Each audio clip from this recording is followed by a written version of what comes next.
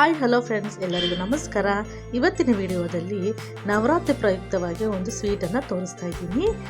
ಈ ರೆಸಿಪಿ ಹೇಗೆ ಮಾಡೋದು ಅಂತ ನೋಡೋಕ್ಕನ್ನ ಮುಂಚೆ ಯಾರು ನನ್ನ ಚಾನಲ್ ಸಬ್ಸ್ಕ್ರೈಬ್ ಮಾಡ್ಕೊಂಡಿಲ್ಲ ಅವರೆಲ್ಲರೂ ದಯವಿಟ್ಟು ನನ್ನ ಚಾನಲನ್ನು ಸಬ್ಸ್ಕ್ರೈಬ್ ಮಾಡ್ಕೊಳ್ಳಿ. ಬನ್ನಿ ಹೇಗೆ ಮಾಡೋದು ಬರ್ತೀವಿ ಅಂತ ನೋಡೋಣ. ನಾನು ನಿಮ್ಮ ರೂಪ ಚಿನ್ನದ ಮನಸ್ಸು ಚಾನಲ್ಗೆ ಸ್ವಾಗತ. ಮೊದಲಿಗೆ ಒಲೆ ಮೇಲೆ ಒಂದು ಕಡಾಯಿ ಇಟ್ಟು ಕಡಾಯಿ ಬಿಸಿಯಾದ ನಂತರ ಕಡಾಯಿಗೆ 2 ಕಪ್ ಹಾಲನ್ನು ಹಾಕೊಳ್ಳೋಣ. ಈ ಹಾಲು ಮುಂಚೆನೇ ಬಿಸಿ ಮಾಡಿ ತಣ್ಣಗಾದಂಥ ಹಾಲು. ಈಗ ಇದಕ್ಕೆ ಒಂದು 2-3 ಸ್ಪೂನು ಶುಗರನ್ನು ಹಾಕ್ಕೊಳ್ತಾ ಇದ್ದೀನಿ. ಜಾಸ್ತಿ ಸ್ವೀಟು ಬೇಕಾಗಲ್ಲ, ಯಾಕಂದರೆ ಈ ಬರ್ಫಿನ ನಾವು ಮಿಲ್ಕ್ ಪೌಡರಿಂದ ಮಾಡೋದ್ರಿಂದ ಸ್ವೀಟು ಅಷ್ಟಾಗಿ ಇಡಿಸಲ್ಲ. ಮಿಲ್ಕ್ ಪೌಡ್ರಲ್ಲೇ ಸ್ವಲ್ಪ ಸ್ವೀಟಿನ ಅಂಶ ಇರೋದ್ರಿಂದ ಶುಗರ್ನ ನೋಡಿ ಹಾಕ್ಕೋಬೇಕು.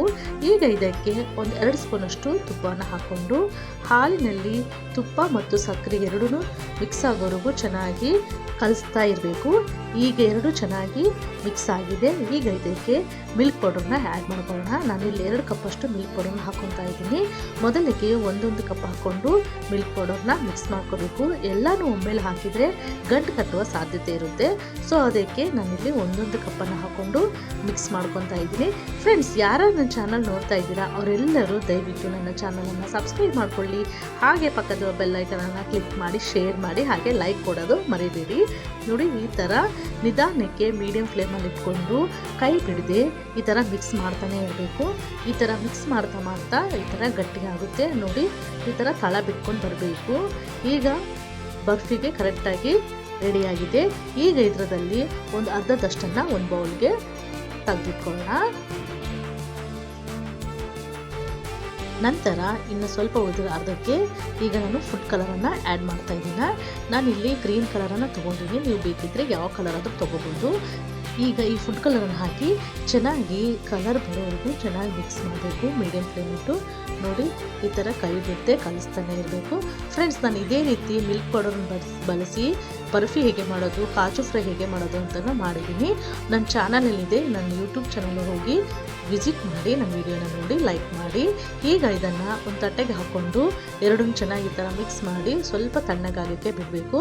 ಸ್ವಲ್ಪ ತಣ್ಣಗಾದ್ಮೇಲೆ ಈ ಥರ ಒಂದು ಪ್ಲಾಸ್ಟಿಕ್ ಕವರನ್ನು ತೊಗೊಂಡು ಅದ್ರ ಮೇಲೆ ಸ್ವಲ್ಪ ತುಪ್ಪವನ್ನು ಹಾಕಿ ಈಗ ಈ ಮಿಲ್ಕ್ ಪೌಡರನ್ನು ಹಾಕಿ ಚೆನ್ನಾಗಿ ಈ ಥರ ನಾದ್ಕೋಬೇಕು.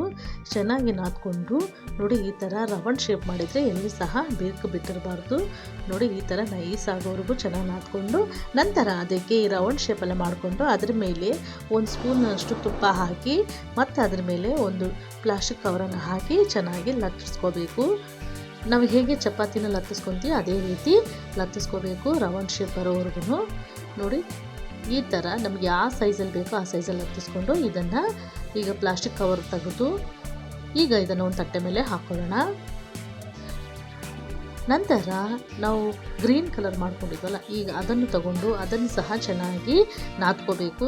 ನೋಡಿ, ಈ ಥರ ಸ್ವಲ್ಪ ತುಪ್ಪ ಹಾಕ್ಕೊಂಡು ಸ್ವಲ್ಪ ಗಟ್ಟಿಗೆ ಹಾಕಿದರೆ ತುಪ್ಪ ಆದರೂ ಅಥವಾ ಹಾಲಾದರೂ ಹಾಕಿ ಈ ಥರ ಚೆನ್ನಾಗಿ ನಾದ್ಕೊಂಡು ಎಲ್ಲಿ ಸಹ ಬೀಳದ ಹಾಗೆ ರೌಂಡ್ ಮಾಡ್ಕೋಬೇಕು. ಇದ್ರ ಮೇಲೆ ಸಹ ಒಂದು ಸ್ವಲ್ಪ ತುಪ್ಪವನ್ನು ಹಾಕಿ ಇದನ್ನು ಸಹ ಚೆನ್ನಾಗಿ ಲತ್ತಿಸ್ಕೋಬೇಕು. ಈಗ ನಾವು ಯಾವ ಸೈಜಲ್ಲಿ ಲತ್ತಿಸ್ಕೊಂಡಿದ್ವಿ ಅದೇ ಸೈಜಲ್ಲೇ ಲತ್ತಿಸ್ಕೋಬೇಕು. ನೋಡಿ, ಈ ಥರ. ಈಗ ಇದನ್ನು ತೆಗೆದು ನಾವು ವೈಟ್ ಹಾಕಿದ್ವಲ್ಲ ಅದ್ರ ಮೇಲೇ ಇದನ್ನು ಸಹ ಗ್ರೀನ್ ಕಲರ್ನ ಹಾಕೋಣ. ಅದೇ ತಟ್ಟೆ ಮೇಲೆ ಹಾಕಿ ಈಗ ಸೈಡಿಗೆ ಇರೋದನ್ನು ಎಕ್ಸ್ಟ್ರಾನ ಕಟ್ ಮಾಡ್ಕೋಬೇಕು. ನಂತರ ನಮಗೆ ಯಾವ ಶೇಪ್ ಬೇಕಲ್ಲ ಆ ಶೇಪಲ್ಲಿ ಕಟ್ ಮಾಡ್ಕೋಬೋದು. ಯಾವ ಸೈಜ್ ಬೇಕಾದರೂ ಆ ಸೈಜಲ್ಲಿ ಕಟ್ ಮಾಡ್ಕೋಬೋದು. ಫ್ರೆಂಡ್ಸ್, ನೀವು ಈ ಸ್ವೀಟನ್ನು ಒಂದು ಟೈಟ್ ಕಂಟೈನರಲ್ಲಿ ಸ್ಟೋರ್ ಮಾಡಿ 1 ವಾರದ ಕಾಲದವರೆಗೂ ಸಹ ಇಟ್ಕೋಬೋದು. ತುಂಬ ಚೆನ್ನಾಗಿರುತ್ತೆ. ಮಕ್ಕಳಿಗಂತೂ ತುಂಬ ಇಷ್ಟಪಟ್ಟು ತಿಂತಾರೆ. ನಾವು ಬೇಕ್ರಿಯಲ್ಲಿ ಹೋಗಿ ತೊಗೊಂಬರೋದಕ್ಕನ್ನು ನಾವು ಮನೆಯಲ್ಲೇ ಮಾಡಿದರೆ ತುಂಬ ಆರೋಗ್ಯಕ್ಕೂ ಒಳ್ಳೆಯದು, ದುಡ್ಡು ಸಹ ಉಳಿತಾಯ ಆಗುತ್ತೆ. ನೋಡಿ, ಎಷ್ಟು ಈಸಿಯಾಗಿ ಬಂತು ಬರ್ಫಿ. ಇದನ್ನು ನಾವು ಕೇವಲ ಒಂದು 15-20 ನಿಮಿಷದೊಳಗೆ ಮಾಡ್ಕೋಬೋದು. ಈ ಥರ ಸಿಲ್ವರ್ ಪೇಪರ್ನ ಮೇಲೆ ಹಾಕ್ಕೋಬೇಕು. ಇದು ಮೇಲೆ ಸಿಲ್ವರ್ ಪೇಪರ್ ಹಾಕ್ಕೊಂಡು ಮಕ್ಕಳಿಗೆ ಕೊಟ್ಟರಂತೂ ತುಂಬಾ ಅಟ್ರಾಕ್ಟಿವ್ ಆಗಿರುತ್ತೆ. ಮಕ್ಕಳು ತುಂಬ ಇಷ್ಟಪಟ್ಟು ತಿಂತಾರೆ. ಈಗ ಒಂದು ತಟ್ಟೆಗೆ ಸರ್ವ್ ಮಾಡ್ಕೊಂಡ್ರೆ ರೆಡಿ ಆಯಿತು ಮಿಲ್ಕ್ ಪೌಡರ್ನ ಬರ್ಫಿ. ನೀವು ಸಹ ಮನೆಯಲ್ಲಿ ಒಮ್ಮೆ ಟ್ರೈ ಮಾಡಿ ಹೇಗೆ ಬಂತು ಅಂತ ನನಗೆ ಕಾಮೆಂಟ್ ಮಾಡಿ ತಿಳಿಸಿ. ಮತ್ತೆ ಮುಂದಿನ ವಿಡಿಯೋದಲ್ಲಿ ಭೇಟಿಯಾಗೋಣ.